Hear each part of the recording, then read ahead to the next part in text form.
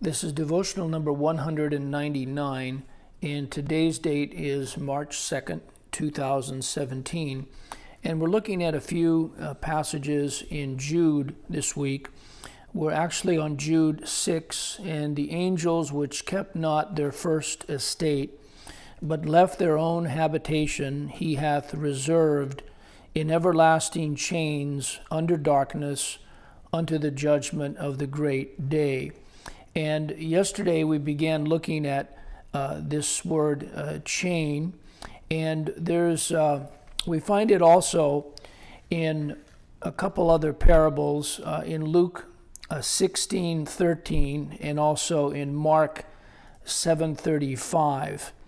And in these parables, the Lord Jesus, in the Mark 7:35, when he heals a man who was deaf and had a speech impediment. And then in Luke 16:13, a woman who had a spirit of infirmity 18 years.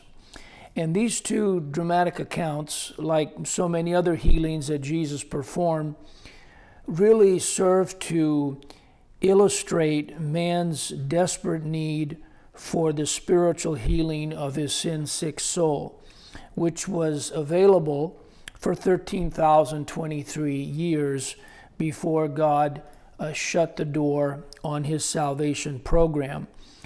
The word chains in this first account in Mark 7:35 is translated as the string. And in Luke 16:13, it's the word bond. And straightway his ears were opened, and the string of his tongue was loosed, and he spake plain. And ought not this woman, being a daughter of Abraham, whom Satan hath bound, lo, these 18 years, be loosed from this bond on the Sabbath day? This word is also translated as the bands in the account of the fallen angels or devils in connection with the two men.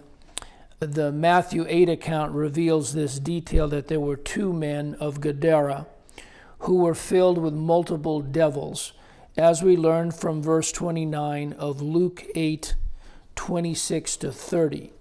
And they arrived at the country of the Gadarenes, which is over against Galilee.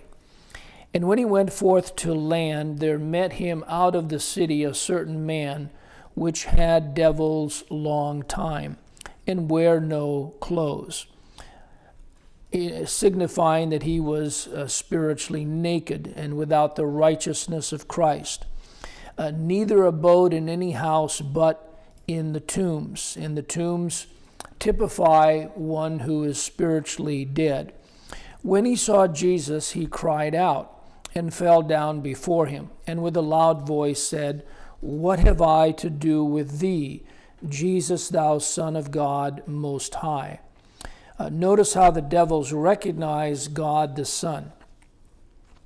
I beseech thee, torment me not.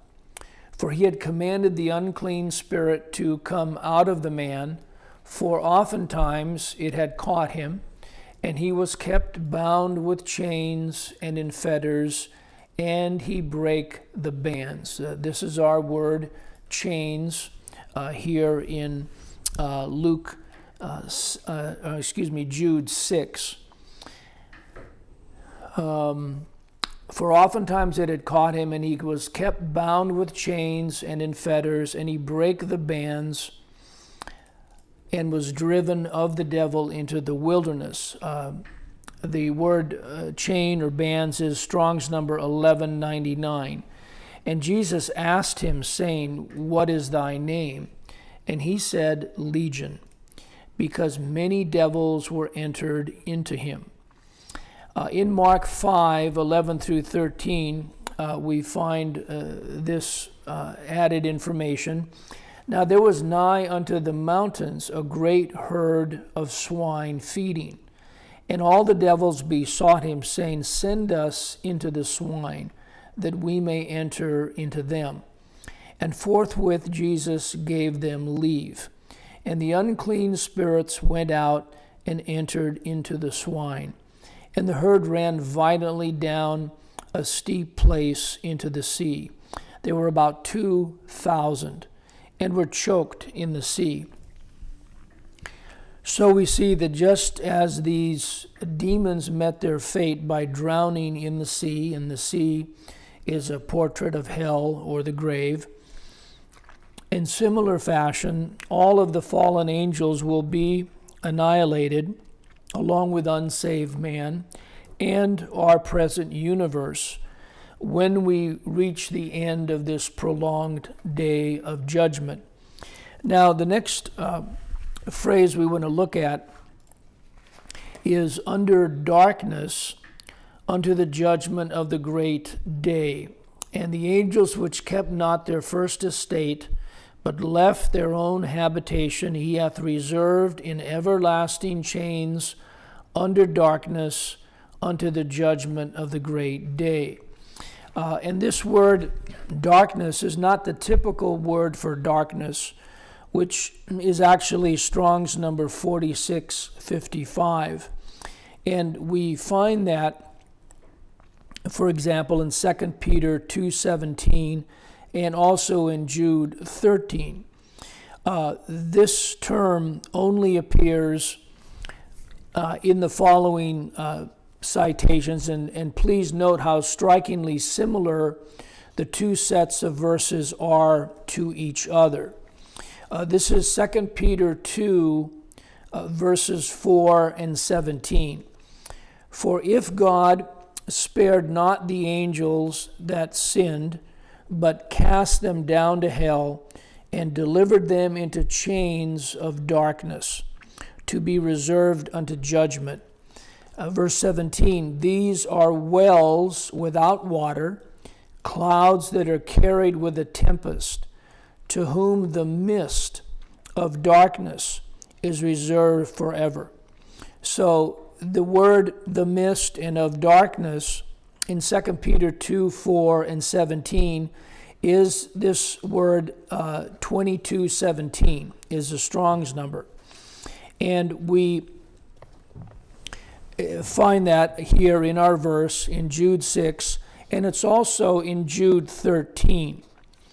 I'll read that. Raging waves of the sea, foaming out their own shame, wandering stars to whom is reserved the blackness of darkness forever. The blackness, along with darkness in verse 6, is this word 2217. The normal word for darkness is 4655. And we find that in 2 Peter 2:17. It's the mist, which is 22:17, and of darkness is 46:55. And the same thing we find in Jude 6. Not Jude 6, but Jude 13. Raging waves of the sea, foaming out their own shame. Wandering stars to whom is reserved the blackness. The blackness is 22:17, but of darkness is this typical word translated darkness that we find in the New Testament, 46:55. Now, we've also learned from the Bible that light is associated with life, and darkness is related to death, as these next passages illustrate. We read in John 8:12 this declaration, Then spake Jesus again unto them, saying, I am the light of the world. He that followeth me shall not walk in darkness, but shall have the light of life.